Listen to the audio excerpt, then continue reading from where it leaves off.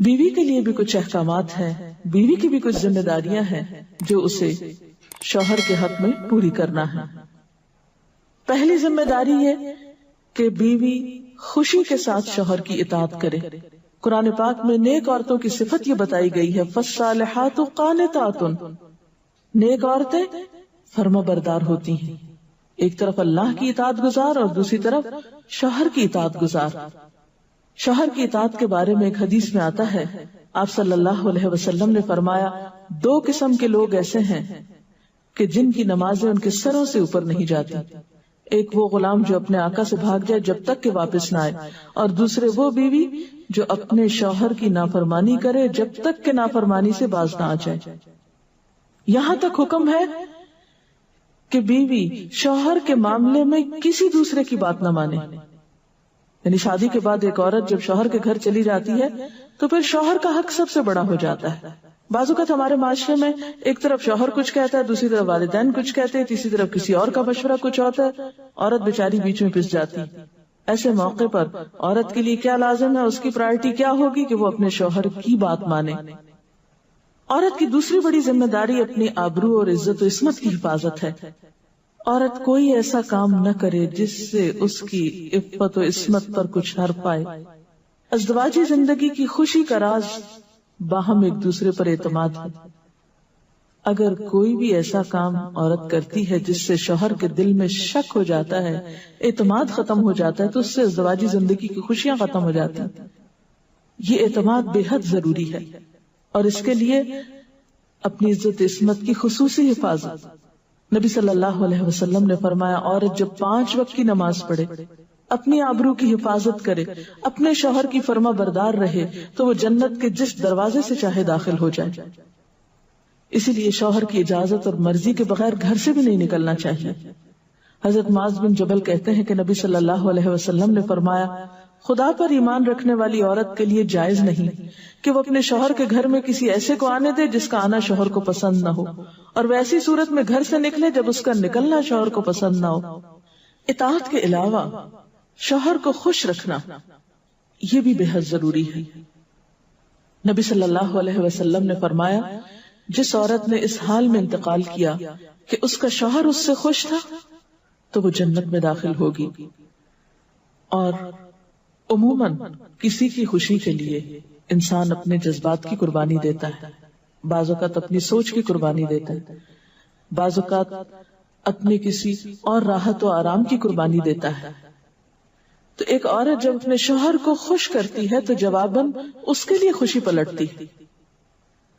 اس لیے گھریلو زندگی کی خوشی کا انحصار اسی بات پر ہے کہ دونوں ایک دوسرے کے لیے قربانی کے جذبات رکھتے ہوں، ایک دوسرے کے لیے رحمت اور ایک دوسرے کے لیے مودت کا ذریعہ ہوں، جیسا کہ قرآن پاک میں شادی کا مقصد یہ بتایا گیا کہ دونوں کے درمیان باہم مودت اور رحمت کے جذبات ہوں، ایک دوسرے کے لیے سکون کا باعث ہوں، تاکہ انسانی زندگی بہترین طریقے پر رواں دواں رہے۔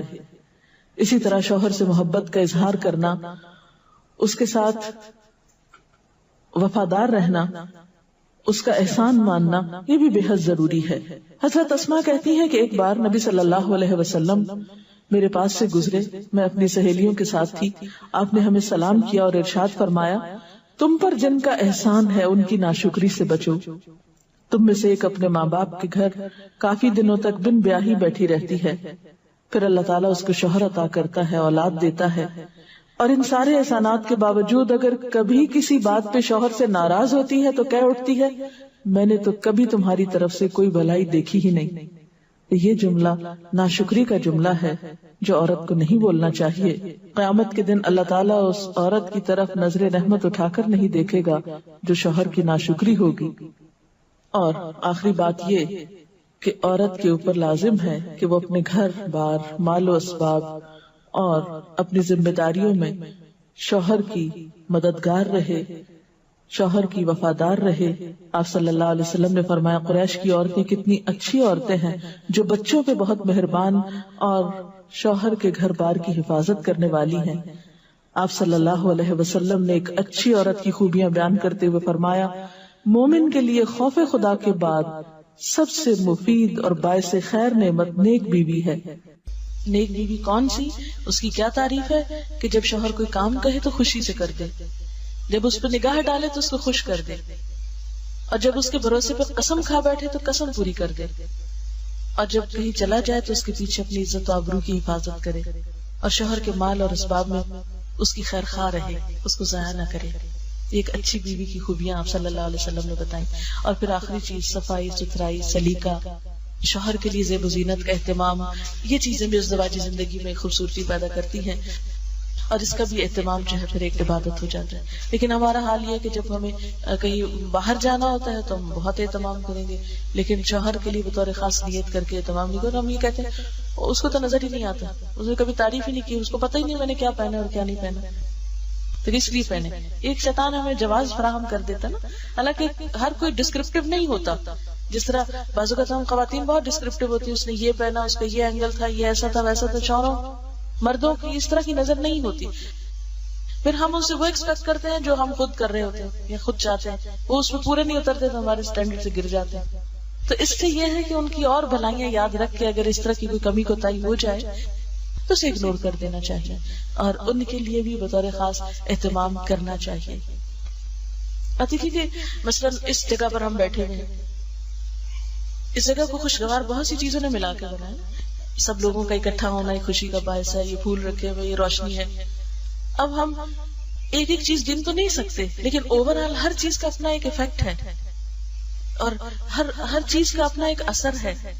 تو اسی طرح شوہر اور بیوی کے تعلقات میں بہت ساری چیزیں ایسی ہوتی جو ہم کو نظر نہیں آ رہی ہوتی، جو سامنے اس کا اثر نہیں ہوتا مگر وہ بیک گراؤنڈ میں ہوتی ہیں، مگر ہم ان کو کبھی بھی نہیں سامنے لاتے اور کبھی بھی ان کا ذکر نہیں کرتے۔ تو ہمیں ان معاملات میں تھوڑی کوشش کر کے کچھ احسانات کا کبھی زبان سے اگر بول دیں گے تو اس سے کچھ کمی نہیں ہوتی، لیکن دوسرے کا دل جیتا جاتا ہے، اور دوسرے کا دل خوش کرنا تو بہت بڑی عبادت ہے، اور اس کا آغاز اگر گھر سے ہو تو اور اچھا، کیونکہ گھر والوں کو خوشیاں دینے سے خود خوشیاں اپنے آپ پہ پلٹتی، دے کر زیادہ ملتی ہیں، لیتے وہی ہیں جو دینا جانتے ہیں۔ تو اللہ تعالیٰ ہمیں عمل کی توفیق عطا فرمائے۔ سبحان اللہ والحمد للہ ولا الہ الا اللہ واللہ اکبر ولا حول ولا قوة الا باللہ العلی العظیم۔ اللہم صل علی محمد وعلی آل محمد کما صلیت علی ابراہیم وعلى آل إبراهيم إنك حميد مجيد۔ اللهم بارك على محمد وعلى آل محمد كما باركت على إبراهيم وعلى آل إبراهيم إنك حميد مجيد۔